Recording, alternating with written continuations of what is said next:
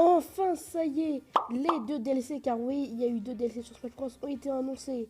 Et personne s'y attendait. En tout cas, on s'attendait au moins un DLC, mais pas deux. Ah, ça y est. Donc les deux DLC sont le personnage de Dragon Quest et Banjo-Kazooie. Banjo-Kazooie, tout le monde le voulait. Et il est enfin là. À l'arrière, vous pouvez voir le trailer en fond. D'ailleurs, fun fact, savez-vous que les personnages de Donkey Kong lors des trailers d'annonce représentent la communauté? Car lors de l'annonce de King K. Rool, personne n'était au courant. Donc, ce qui fut que les gens étaient étonnés. Et lors de l'annonce de Banjo-Kazooie, Donkey Kong, King K. Rool et Diddy Kong étaient énervés. Comme si les gens qui réagissaient étaient aussi énervés. Donc il me semble que Donkey Kong, Diddy Kong et King K. Rool représentent la communauté. Maintenant, je vais vous montrer les nouvelles mécaniques propres à ces personnages. Déjà, on peut voir un des tonnes de Banjo-Kazooie. Et aussi, on peut constater qu'on pourra changer de personnage pendant notre sprint. Donc passer de Banjo ou à Kazooie pour le sprint.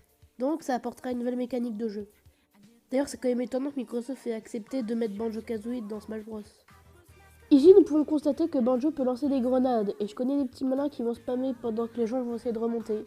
Ici, nous pouvons voir le nouveau stage de Banjo-Kazooie. C'est un stage qui a un système de rotation, donc il tourne pendant la partie. Et ici même, voici le smash final de Banjo-Kazooie. Bon, je change le fond, je reviens. Ah, enfin une bien meilleure ambiance pour parler de Dragon Quest.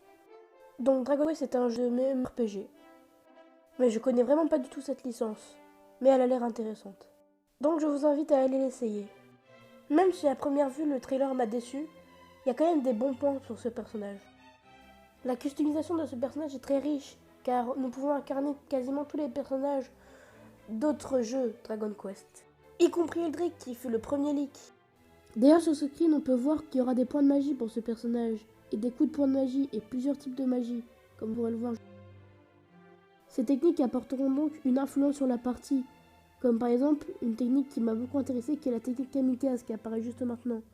Et cette technique, pourquoi serait-elle pratique? Par exemple, vous êtes par exemple à 150%, ça c'est selon moi. Si par exemple vous savez que vous allez vous faire éjecter, la technique kamikaze peut vous permettre de faire perdre une vie à votre adversaire tout en sacrifiant une de vos vies, ce qui peut vous amener à la victoire. Bref voilà, c'était la fin de cette vidéo. A plus tout le monde. Mais qu'est-ce qui se passe? Bonjour, ici Géno qui vous parle. Si je suis là, c'est pour vous envoyer un message. Pourquoi? Pourquoi ne vous m'avez pas pris dans Smash Bros? Pourquoi? J'avais une place. J'avais ma chance. Vous me l'avez fait rater. Vous le paierez. Wow, c'était qui Starry? Bref, j'ai pas de temps à perdre, je vais aller le chercher.